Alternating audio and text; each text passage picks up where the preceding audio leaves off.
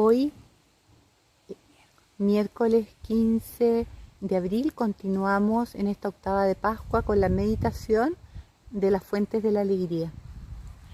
Estamos aquí a la sombra de la Casa del Movimiento en Campanario. El Padre Kentenich nos dice: retengan con firmeza esta idea, esta imagen, puesto que aquí tienen un rasgo totalmente esencial en la vida de aquella que es bendita entre las mujeres. Si quisiera comparar en su vida el dolor y la alegría, debería decidirme a declarar que la alegría ha superado ampliamente su dolor. Ampliamente. ¿Por qué? Ya lo sospechamos. Si el Redentor ha sido modelo de alegría, heraldo de alegría, maestro de alegría, entonces la Santísima Virgen, como espejo de justicia, como el ser humano que ha plasmado de la manera más perfecta el rostro de Cristo, que ha absorbido y encarnado en sí en forma singularmente clásica todos los rayos que parten del sol de justicia, deberá haber realizado en su vida también estos rayos. Si quieren contemplar la idea, no solo a priori, sino también a posteriori, comprueben cómo es la alegría en la vida de la Santísima Virgen. Les recuerdo la subdivisión de ayer: alegría cotidiana y alegría dominical.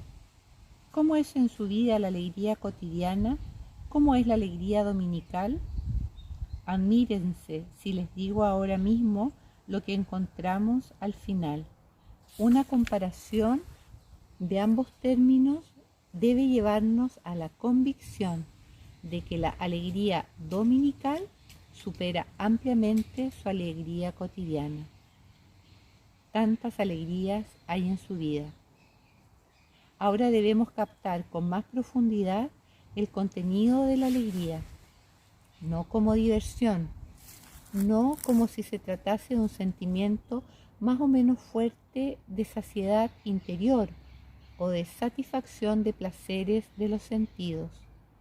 ¿O acaso se tratará del buen comer y beber? No. La alegría, tal como Dios y Jesucristo la han concebido y como nosotros la hemos definido. Contemplen la alegría cotidiana. ¿En qué consiste? Dicho con sencillez, en la fuerte conciencia de la conformidad con la voluntad divina. En ella, todo su ser se arraiga en Dios y en lo divino. Conformidad con la voluntad divina. Si quieren tener parámetros para la alegría cotidiana de la Santísima Virgen y si quieren aplicar esos parámetros, pueden esforzarse por dos de los mismos. Observen primeramente la vida de los apóstoles, en especial la del apóstol Pablo. Cómo sabe presentarnos toda una serie de cruces y sufrimientos. Cuántas cosas padeció, dificultades en el agua, en tierra, etc. Él sabe describirlo a su manera, pero sabe expresar también que al final está la alegría en la que todo está en paz en nuestro interior. Por eso debemos esmerarnos siempre también en la educación a la alegría. Educación a la alegría también en la dura persecución. Y a pesar de todos esos sufrimientos, estoy lleno de consuelo y sobreabundo de gozo en todas nuestras tribulaciones, dice en la segunda carta a los Corintios. Y si el apóstol puede decir eso de sí mismo, ¿cómo lo habrá experimentado análogamente en su interior la bendita entre las mujeres, que se yergue con mucha mayor grandeza ante nosotros como imagen del Redentor? O bien, otro parámetro. Ustedes saben que la alegría cotidiana consiste en una fuerte vinculación a la voluntad de Dios. ¿Y qué determinará en última instancia esa vinculación a la voluntad de Dios? Por lo menos en cierta medida estará determinada también por el fuerte desprendimiento respecto de las criaturas. Consideren ahora en la vida de la Santísima Virgen qué tan desprendida estará ella de todo lo antidivino y sabrán cuán vinculada está al querer de Dios.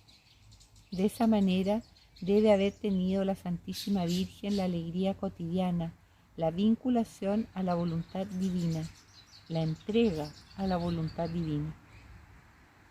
Y si quieren aplicar otro parámetro, recen silenciosamente en su interior los misterios dolorosos del Santo Rosario.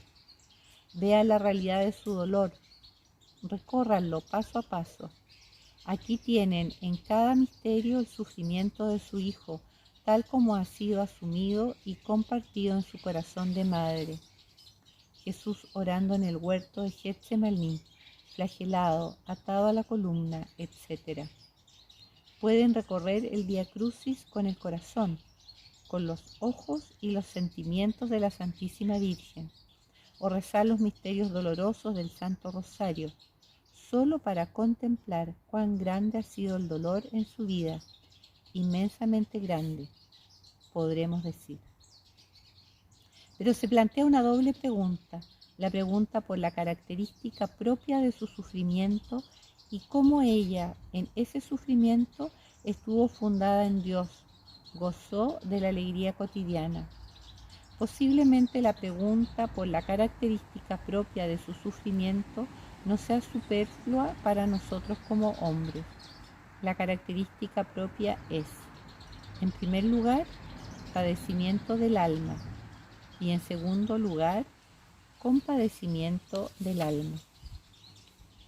Padecimiento del alma. Así lo profetizó Simeón, y a ti misma una espada te atravesará el alma. Dicho sea de paso para la mujer, el sufrimiento más fuerte no es nunca el dolor corporal, sino el del alma. Pero a menudo el sufrimiento del alma es, en lo más hondo, un compadecimiento. ¿No está esto también incluido en la profecía de Simeón? Este está puesto para caída y elevación de muchos, y a ti misma una espada te atravesará el alma. Compadecimiento. Esa es la característica propia de su sufrimiento. Pero si quieren conocer no solo la característica propia, sino también la medida de ese sufrimiento, ya hemos encontrado el parámetro para nosotros. ¿De acuerdo a qué parámetro se mide el padecimiento, el compadecimiento del alma? De acuerdo al parámetro del amor. ¿Quién no sabe por experiencia? Si quiero una persona, sufriré con ella cuando ella sufre.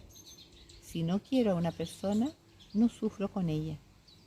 Si quiero inmensamente, ilimitadamente a una persona, ¿no es acaso evidente que mi compadecimiento sea análogamente ilimitado? Apliquen ahora este parámetro al dolor del alma de la Santísima Virgen. Qué grande era su amor por su Hijo. Con ello saben también cuán grande fue el dolor de su alma. Cuán inmensamente grande fue su amor por Jesús. Me permito alinear 3 pares de palabras para responder esa pregunta. Primer par de palabras, madre e hijo. Segundo par de palabras, una madre inmaculada y un hijo puro, y por eso un recíproco amor puro de madre y de hijo. Tercer par de palabras, el hijo de su seno es al mismo tiempo su Dios. ¿Quieren examinar cuántas fuentes de amor se encuentran allí ante nosotros? Ahora sabemos también cuán inmensamente grande ha sido su sufrimiento, según la constante que dice: todo lo que el Señor sufrió en el cuerpo y en el alma fue transformado por el sentimiento de la Santísima Virgen en compadecimiento materno femenino. Pero no queremos hablar de su sufrimiento, sino de su alegría. Y eso es lo más importante para nosotros. ¿Dónde se manifiesta la alegría de ese fuerte sufrimiento? Podemos decir que el sufrimiento era tan fuerte que manos y espaldas meramente humanas no podían soportarlo. Eso quiere decir que ningún mortal, ninguna persona meramente mortal ha apurado hasta las heces un cáliz de dolor semejante a como lo hizo María. Creo que acabo de demostrarlo. Por eso la pregunta es tan importante para nosotros que tenemos que cargar tanto sufrimiento. ¿Cómo se revela sobre el trasfondo oscuro de ese sufrimiento la alegría de su alma? Si no queremos depender de construcciones, debemos escuchar lo que ella supo decir con tanta claridad y nitidez. Hágase en mí según tu palabra. He aquí la esclava del Señor. En ese esclava del Señor reside para ella la fuente de su alegría, también en el más profundo sufrimiento. Ahora deben permitirme que les presente la palabra esclava en un doble y triple sentido. Tómenla en sentido literal. Qué enorme cobijamiento contiene el claro reconocimiento de que Él, el absoluto, el infinito, puede hacer conmigo, su criatura, lo que quiera. Dependo absolutamente de Él. Dios tiene derechos de soberanía absoluta sobre mí. Puede destruir su vaso, pegarlo nuevamente y volver a destruirlo. He aquí la esclava del Señor. Si tuviésemos más esa conciencia de criaturas, esa profundísima conciencia de dependencia de Dios, verían cómo incluso en el sufrimiento más grande estaríamos siempre cobijados en el agrado de Dios, vinculados a Dios.